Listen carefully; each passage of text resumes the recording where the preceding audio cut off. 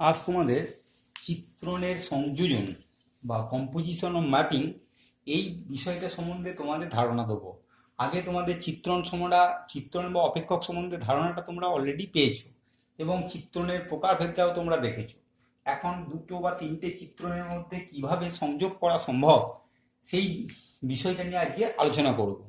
এবার দেখো, আমরা যদি চিত্রণের সংযোজন বলতে প্রাথমিকভাবে কি বুঝবো, দেখো এইটা বুঝবো। ধরো এফ একটা চিত্রণ আছে, হ্যাঁ, এফ একটা চিত্রণ আছে। এই এফ এ ধরো একটা আউটপুট ভ্যালু দিল। এই আউটপুট ভ্যালুটা যদি কোনো অন্য অপেক্ষকের আউটপুট ভ্যালুটা অন্য একটা অপেক্ষকের ইনপুট ভ্যালু হয়, ইনপুট ভ্যালু হলো জি এফ, তাহলে এফ এর আউটপুট ভ্যালুটা অন্য একটা অপেক্ষকের ইনপুট ভ্যালু যদি হয়, তাহলে সেক্ষেত্রে আমরা বলবো এই এফ আর জি এই দুটো অপেক্ষকের মধ্যে সংযোগ ঘটেছে, অর্থাৎ সংযোজন হয়েছে, দুটো চিত্রণের মধ্যে সংযোজন হয়েছে। এটা সাধারণত জি এফ, জি থেকে F, G to G of F x এর মাধ্যমে প্রকাশ করা হয়। এটা সাধারণত জি অফ এফ এক্স এর মাধ্যমে প্রকাশ করা হয়। এবার দেখো, এটা যদি আমরা বিস্তৃত ভাবে দেখি তাহলে আমরা কি দেখবো, সংযোজনটা যদি বিস্তৃত ভাবে দেখি তাহলে আমরা কি দেখবো। ধরো তিনটে সেট আমরা নিয়েছি, যেটা হচ্ছে ধরো এ একটা সেট, বি একটা সেট, সি একটা সেট। কোনোটাই কিন্তু জিরো নয়, এরকম তিনটে সেটকে আমরা নেওয়া হয়েছে। A set, B set, C set, তিনটে সেটকে নিয়েছি, কোনো সেটটাই জিরো নয়। এবার এ থেকে বি সেটের মধ্যে যে অপেক্ষকটা কার্যকর সেটা হচ্ছে এফ, আর এটার মধ্যে যে হচ্ছে জি। এইভাবে তিনটে সেট নিয়েছি, তিনটে সেট কোনোটাই কিন্তু শূন্য নয়। এখন মনে করো এক্সটা হচ্ছে এর member, for all x belongs to A, A সেটের মেম্বার। এই এক্সটা কি বললাম না, এক্সটা এখানে ইনপুট দিলাম, এ কি আউটপুট দিল, সেটা কি দিল, F of x, F x output দিল। তাহলে এক্সটা কি করলো, এই বি সেটের একটা নির্দিষ্ট মেম্বারের সঙ্গে সংযোগ ঘটলো। আবার যখন এই মানটাকে যখন জি জি ফাংশনে আমরা যখন ইনপুট দেবো, তখন সেক্ষেত্রে কি হবে, একটা নির্দিষ্ট ভ্যালু পাওয়া যাবে, সেটা হচ্ছে জি অফ এফ এক্স। তাহলে দেখো এ বি সি এই তিনটে সেটের মধ্যে যে এলিমেন্ট আছে তাদের নির্দিষ্ট এলিমেন্টের সঙ্গে একটা সম্পর্ক স্থাপন করা সম্ভব হচ্ছে। নির্দিষ্ট এলিমেন্টের সঙ্গে একটা আমরা সহজেই একটা সম্পর্ক স্থাপন করতে পারছি। বোঝা গেল, এই সম্পর্ক স্থাপন করতে পারছি একটা নির্দিষ্ট এলিমেন্টের সঙ্গে। আর এক্ষেত্রে দেখো, এটাকে আমরা ডোমেন সেট হিসাবে দেখছি, বিটা হচ্ছে কোডোমেন সেট হিসাবে দেখছি। আর দেখো এটা এ সেটের এলিমেন্ট গুলো বি সেটের যে সমস্ত এলিমেন্টের সঙ্গে সম্পর্ক স্থাপন করছে সেটা হচ্ছে তোমার এ সেটের হচ্ছে পাল্লা। আবার দেখো বিটা, বি যখন সি এর সঙ্গে সম্পর্ক স্থাপন করছে, বিটা হচ্ছে ডোমেন সেট, সিটা হচ্ছে কোডোমেন সেট। অর্থাৎ বি সেট যার সঙ্গে স্থাপন করছে, এখানে যে এলিমেন্টগুলোর সঙ্গে সম্পর্ক স্থাপন করছে সি এর, সেটা হচ্ছে রেঞ্জ বা পাল্লা, সেইটা হচ্ছে এই কোডোমেন, অর্থাৎ সি এর কোডোমেন সেটের সাবসেট হিসেবে দেখা দিচ্ছে। এইভাবে এ বি সি এই তিনটে সেটের মধ্যে আমরা একটা সম্পর্ককে স্থাপন করতে পারছি। এ বি সি তিনটে সেটের মধ্যে সম্পর্ক স্থাপন করতে পারছি। তাহলে এফটা কি হলো, এ থেকে বি এর মধ্যে সম্পর্ক, সেটের মধ্যে চিত্রণ। জিটা কি হলো, এ থেকে সি এর মধ্যে চিত্রণ, এ থেকে বি সি এর মধ্যে চিত্রণ। এইভাবে এটাকে আমরা এইচ দিয়ে যদি প্রকাশ করি, এ থেকে সি এর মধ্যে চিত্রণ, এইচ অপেক্ষকটা এ থেকে সি এর মধ্যে চিত্রণকে প্রকাশ করছি। সেক্ষেত্রে এইচ এক্স সমান আমরা লিখতে পারি F G of F of x, g of F of x. এটা সাধারণত কি লিখতে পারি, g of F of x, এইটা জি এফ, এই চিহ্নের দ্বারা আমরা প্রকাশ করে থাকি। জি আর এফ এর মধ্যে ছোট সার্কেল দ্বারা এটাকে প্রকাশ করে থাকি। এইভাবে আমরা চিত্রণের মধ্যে কি করতে পারি না, সংযোগ স্থাপন করতে পারি। একটা চিত্রণ থেকে আরেকটা চিত্রণের মধ্যে যে সম্পর্ক, সেই সম্পর্কটা আমরা এইভাবে স্থাপন করতে পারি। একটা কথা মনে রাখবে, এই জি থেকে এফ, এই যে আমি বললাম জি, জি আর এফ, এফ থেকে জি এর মধ্যে যখন সম্পর্ক স্থাপন করলাম তখন জি আর এফ এটা সংজ্ঞাত হবে তখনই। এটা কখন সংজ্ঞাত হবে, এটা সংজ্ঞাত হবে, এটা সংজ্ঞাত হবে তখনই যখন এফ এর যে ক্ষেত্রটা, এফ এর যে ক্ষেত্র মানে এই বি সেটের অন্তর্গত, এফ এর ক্ষেত্রটা কি হবে জি, জি যখন করবে তুমি বি থেকে সি এর মধ্যে বানাচ্ছ, এফ এর ক্ষেত্রটা বি এর ডোমেনের সাবসেট হয়, এফ এর ক্ষেত্রটা বি মানে হচ্ছে ডোমেন, জি এর যে ডোমেন তার সাবসেট যদি তার উপসেট যদি হয় তাহলেই একমাত্র জি থেকে এফ এই মধ্যে যে সম্পর্ক এফ থেকে জি এর মধ্যে যে সংযোগ করা হয়েছে সেটা সম্ভব। কখন সম্ভব বললাম না, এফ এর যে ক্ষেত্র এইটা, এই এফ এর যে পাল্লাটা এখানে, এফ এর পাল্লাটা এখানে আছে, এফ এর পাল্লাটা এখানে আছে, আর এটা বি সেট হয়ে আছে, এটা সি সেট হয়ে আছে, আর বি এর এইটা কি বি এর এটা ডোমেন, বি এর এটা ডোমেন, তাহলে এফ এর যে পাল্লাটা বি এর অর্থাৎ ডোমেনের যদি সাবসেট হয় উপসেট হয় তাহলে একমাত্র এটা সম্ভব, জি এর যে ডোমেন তার যদি সাবসেট হয় তাহলে একমাত্র সম্ভব পাল্লাটা এফ এর পাল্লাটা জি এর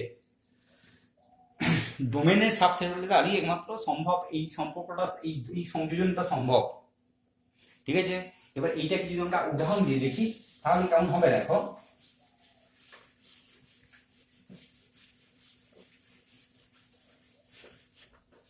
তাহলে এখানে একটা সেট আছে, এখানে বি, এখানে তিনটে সেট আছে, এই সেটের মেম্বার কারা কারা আছে 1 2 3 4, এই সেটের মেম্বার আছে কত এ বি সি ডি, এই সেটের মেম্বার কারা আছে পি কিউ আর।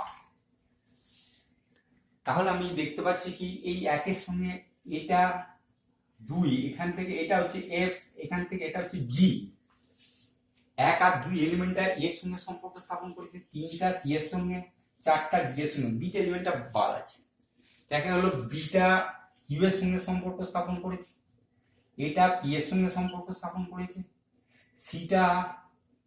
সিটা কিউ এর সঙ্গে সম্পর্ক স্থাপন করেছে, ডিটা এটার সঙ্গে সম্পর্ক স্থাপন করেছে।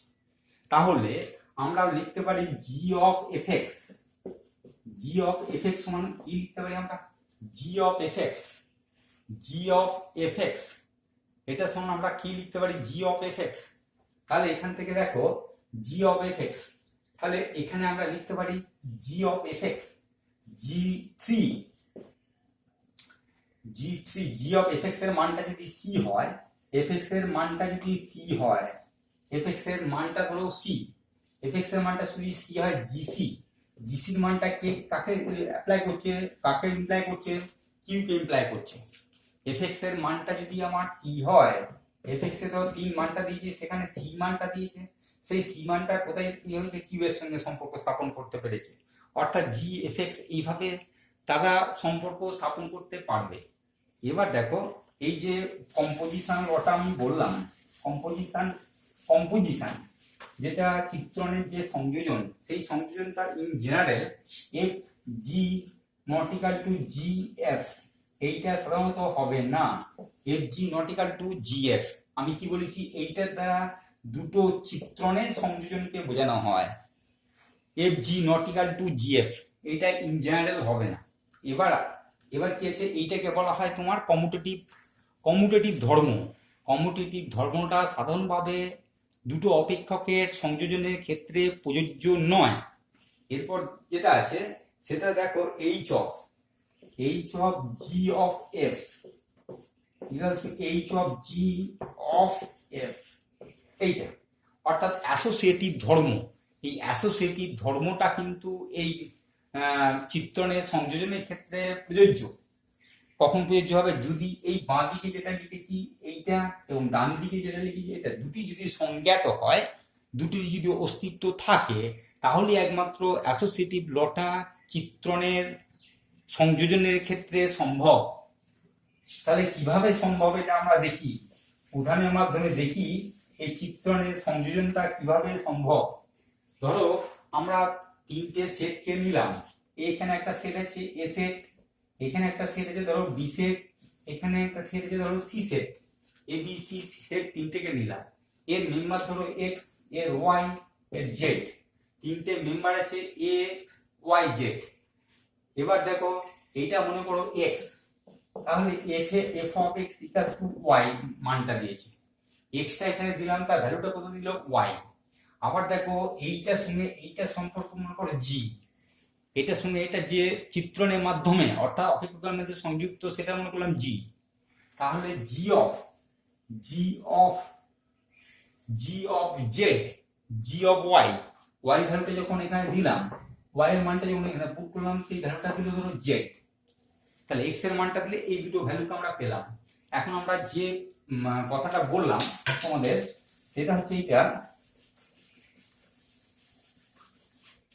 যেটা h of g of f, এইটা h of g of F x, h of g of F x equals to কি লিখতে পারি, h of g of F x.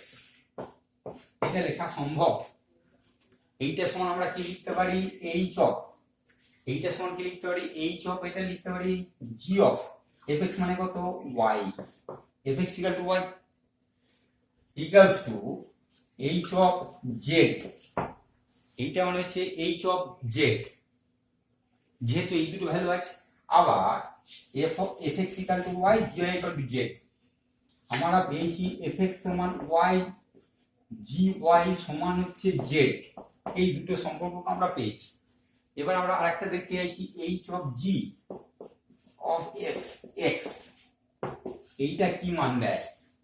তাহলে এইটা আমরা লিখতে পারি কত, H G of F x, H G of F X, F X মানে কত Y, H G of Y, F X মানটা ওয়াই, যেহেতু F X equal to Y, equals to H of G Y, G Y মানে কত Z, H of Z. তাহলে দেখো প্রমাণ করা গেল যে অ্যাসোসিয়েটিভ যে ধর্ম, সেই ধর্মটা কিন্তু মেনে চলে, অর্থাৎ এইটা সমান এইটা বলা সম্ভব, সংযোজনের ক্ষেত্রে এটা ইকুয়ালস টু এটা বলা তোমার সম্ভব। এবার দেখো আরেকটা আছে বিপরীত চিত্রণ। বিপরীত চিত্রণ বলতে আমরা কি বুঝি, বিপরীত চিত্রণ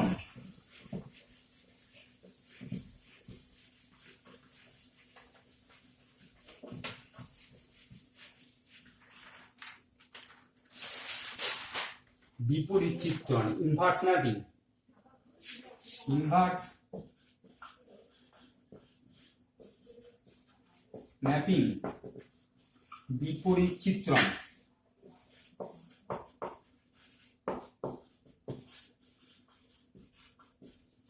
বিপরীত চিত্রণ জিনিসটা কি, তাহলে একটা যে কোনো একটা পদের, কোনো একটা সেটের কোনো একটা পদের বিপরীত পদ আমরা খুঁজে পেতে পারি। ধরো দুটো আমরা সেট নিয়েছি, ইনভার্স ম্যাপিংটা বলছি তোমাদের। ধরো যে কোনো দুটো সেট নিয়েছি, এ সেট একটা আছে, বি সেট একটা আছে, এ আর বি যে কোনো দুটো সেট আছে। এ আর বি হলো কি না, যে কোনো দুটো সেট। এবার এ আর বি যে কোনো দুটো সেটের মধ্যে কাজটা আমরা করতে যাচ্ছি, আর এফটা কি হয়েছে, এদের মধ্যে সম্পর্ক স্থাপন করেছে। কোথায়, এ সেট থেকে বি সেটের মধ্যে সম্পর্ক স্থাপন করেছে, সেরকম একটা চিত্রণকে আমরা নিয়েছি। এবার মনে করো বি সেটের, তাহলে এ সেট একটা আছে, এখানে একটা বি সেট একটা আছে, এদের মধ্যে সংযোগকারী যে ফাংশনটা আছে সেটাকে এফ। তাহলে বি সেটের একটা মেম্বার ধরো বি আছে, বি সেটের যে কোনো একটা মেম্বারকে আমরা নিয়েছি বি, যেটা কার মধ্যে অন্তর্ভুক্ত, বি সেটের অন্তর্গত, বি সেটের অন্তর্গত। এখন বি এর যদি কোনো প্রাকবিম্ব, বি এলিমেন্টের যদি কোনো প্রাকবিম্ব এ সেটে পাওয়া যায়, মনে করো এ সেটে বি সেটের প্রাকবিম্ব হচ্ছে স্মল এ, তাহলে বি এর কোনো প্রাকবিম্ব যদি এ সেটে পাওয়া যায়, সেই শর্তে যেখানে এফ এ সমান বি হবে, তাহলে এ আর বি দুটো সেট নিয়েছি, বি সেটে একটা এলিমেন্ট হচ্ছে বি, তাহলে বি এর কোনো প্রাকবিম্ব যদি এ সেটে খুঁজে পায়, সেটা মনে করো এ, যেখানে কিভাবে আছে F A equals to B, F A equal to B হয়ে আছে, তাহলে এফ চিত্রণ অনুযায়ী, তাহলে এফ চিত্রণ অনুযায়ী একে বি এর বিপরীত বা এফ ইনভার্স বলা হয়। এফ ইনভার্স একে বি এর বিপরীত, একে তখন আমরা বলবো একে বি এর বিপরীত, একে বি এর বিপরীত বা এফ ইনভার্স বলা হয়। একে বলা হয় বি এর বিপরীত এবং এটাকে বলা হবে এফ ইনভার্স।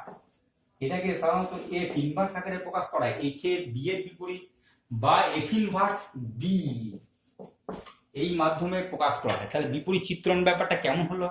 দুটো সেট নিয়েছি, যে দুটো শূন্য কোনোটাই নয়। এফ একটা চিত্রণ যেটা এ আর বি এর মধ্যে কানেকশন তৈরি করেছে এলিমেন্টের মধ্যে। তাহলে ধরো এই বি সেটের যে কোনো একটা এলিমেন্ট হচ্ছে বি, স্মল বি। এই বি এর কোনো প্রাকবিম্ব আমি পেয়েছি ধরো এ, একটা শর্তে পেয়েছি যেখানে এফ এ সমান বি। তাহলে এই এ পদ থেকে বলবো বি এর বিপরীত, এটাই সাধারণত এফ ইনভার্স বি এই আকারে প্রকাশ করা হয়। এফ ইনভার্স বি এই আকারে প্রকাশ করা হয়, বুঝে গেল? তাহলে এফ ইনভার্স বি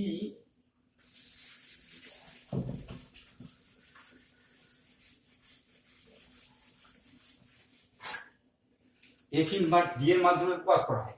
এই এফ ইনভার্স বি হচ্ছে এ সেটের সেই সব পদের জন্য যাদের বি সেটের প্রতিবিম্ব হচ্ছে বি, বি সেট যাদের প্রতিবিম্ব হচ্ছে বি, বি সেটের প্রতিবিম্ব বি। অর্থাৎ আমরা বলতে পারি F inverse B, F inverse আমরা বলতে পারি এফ ইনভার্স বি সমান, এফ ইনভার্স বি সমান কি বলতে পারি? দেখো এফ ইনভার্স বি সমান এক্স। এক্সটা কার মধ্যে আছে? এক্সটা এ সেটের মধ্যে অন্তর্ভুক্ত।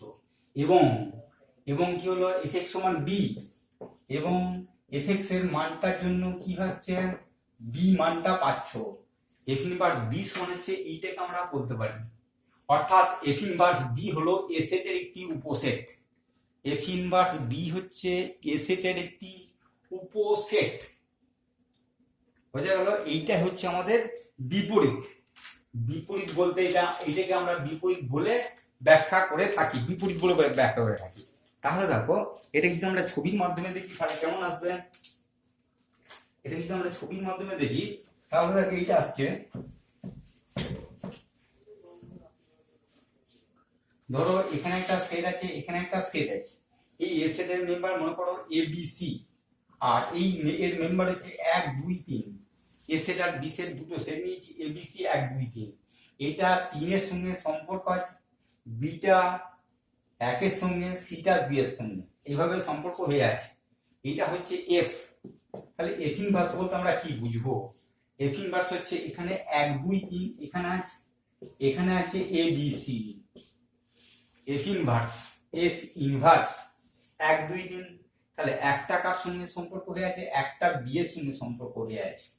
দুইটা কার সঙ্গে আছে? দুইটা সি এর সঙ্গে আছে। দুইটা দেখো সি এর সঙ্গে সম্পর্ক আছে, দুই এলিমেন্টটা সি এর সঙ্গে সম্পর্ক আছে। তিনটা এর সঙ্গে সম্পর্ক হয়ে আছে, তিনটা এর সঙ্গে সম্পর্ক। এটা হচ্ছে এফ ইনভার্স। এটাকে আমরা এইভাবে এফ ইনভার্স বি আমরা ব্যাখ্যা করতে পারি। এইটা হচ্ছে তোমাদের বিপরীত।